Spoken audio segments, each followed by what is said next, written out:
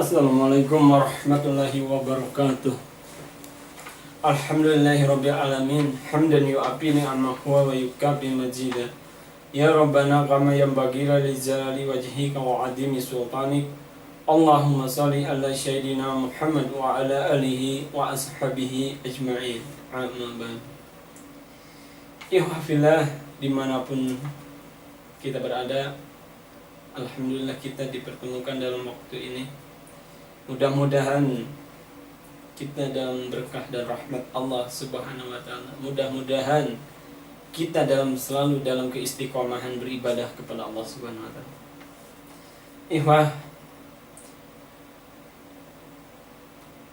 di waktu ini saya ingin memaparkan suatu kajian dari hasil pembelajaran berbagai ilmu wabil khusus dari politik Islam, siyasah Islamiyah.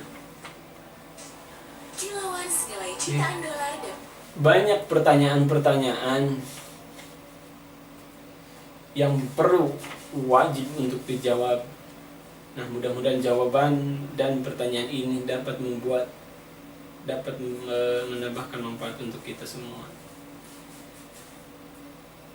Di antaranya pertanyaan-pertanyaan itu, ketika berhubungan dengan politik Islam, berhubungan dengan hukum Islam, banyak menyatakan, banyak yang mengkritik bahwa ketika nilai-nilai atau politik Islamiyah disinergikan dengan kepemerintahan, diterapkan dalam kepemerintahan dan sosial didasarkan kepada nilai-nilai keislaman, orang banyak berkata, kan ini negara bukan negara Arab, kan negara ini bukan negara Islam, kan ini bukan negara di Timur Tengah. Itu pertanyaan yang sering terlontar di kehidupan sosial kita, dari orang yang mengerti politik sampai orang yang ahli politik, sering dikatakan seperti itu. Nah, saya ingin berikan jawaban itu.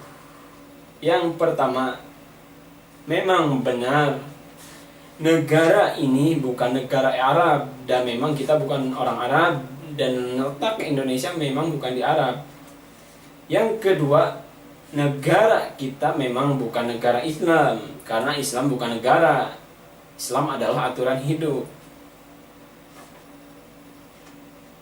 Itu jawaban secara bahasanya. Secara rinci dan berdasar argumen, negara ini bukan negara Islam, negara ini memang bukan negara Arab, tetapi kita harus kaji secara argumentatif. Apa dasarnya berbicara seperti itu? Saya ingin menjawab, negara ini adalah negara berdasarkan ketuhanan yang Maha Esa.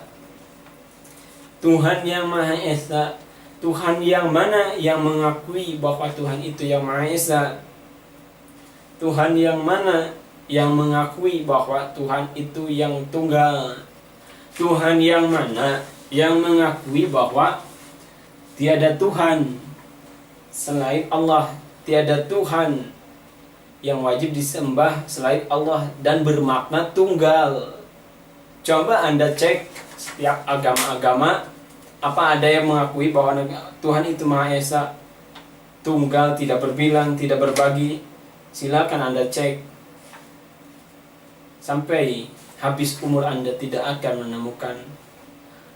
Hanya Islam yang mengakui bahwa agamanya ini itu menganut Tuhannya Ahadun Ahad, tunggal, tidak berbilang, tidak berbagi.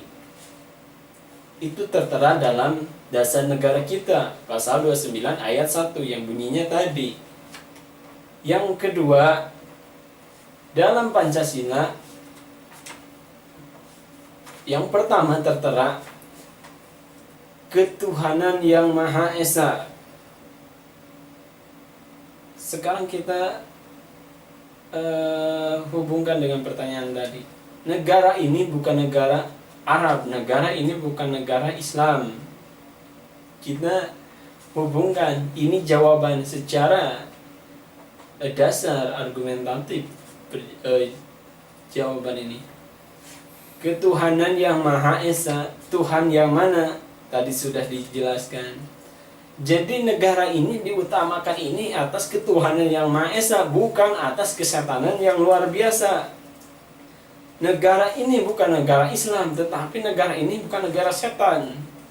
Negara ini bukan negara Arab, tetapi negara ini bukan negara Amerika yang seenaknya menggunakan kehidupan, yang seenaknya hidup dengan kebebasan,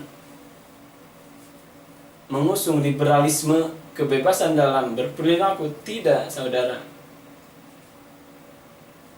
Itu dasar negara kita. Itu dasar dalam Pancasila kita, yang diakui Pancasila itu adalah suatu aturan dalam ketatanegaraan kita. Jadi jangan disalahartikan dalam memahami Pancasila itu. Jangan disalahartikan dalam memahami konteks Pancasila itu. Itu yang kedua. Yang ketiga, dalam perundang-undangan disebutkan atas berkat rahmat Allah Subhanahu wa taala negara ini berdiri, negara ini merdeka. Sekarang mau dapat rahmat Allah dari mana? Kalau banyak orang yang mengatakan negara ini bukan negara Arab, negara ini bukan negara Islam, hukum Islam di Indonesia tidak pantas, hukum Islam, kalau hukum Islam digunakan nanti bakal ada yang cacat, banyak yang tangannya dipotong. Kalau hukum Islam digunakan nanti tidak ada orang miskin, karena orang miskin itu dihukum mati karena banyak mencuri. Nah ini pertanyaan yang ya dimaklumi mungkin karena keterbatasan ilmu, keterbatasan pemahaman, dan mungkin karena lebih banyaknya asupan-asupan input dari liberalisme sekuler yang menyatakan agama itu tidak boleh dibawa ke pemerintahan. Mungkin karena itu. Tetapi aqul ja'al haq wa jahaqal batil. Suarakanlah terus hak, suarakan yang hak, wa ja'aqal batil, dan kebatilan akan sirna. Mudah-mudahan ini dapat, suara hak ini dapat menghilangkan kebatilan dalam pikiran kita. Atas berkat rahmat Allah Subhanahu wa taala, dalam perundang-undangan kita 1945 itu diakui atas berkat rahmat Allah Subhanahu. Mau dapat rahmat Allah dari mana? Kalau hukum Islam ditolak, kalau kemaksiatan, acara-acara kemaksiatan digelar, kalau media kita lebih ke sekuler dalam aspek nilai-nilainya, kalau yang korupsi dibiarkan, seluruh lini kepemerintahan dikorupsi, mau dapat rahmat Allah dari mana, saudaraku? Ittaqullah. Kalau kita belum mencintai hukum Islam, belum menerima hukum Islam, belum bisa melaksanakan hukum Islam, minimal kita tidak menolaknya, ya saudaraku.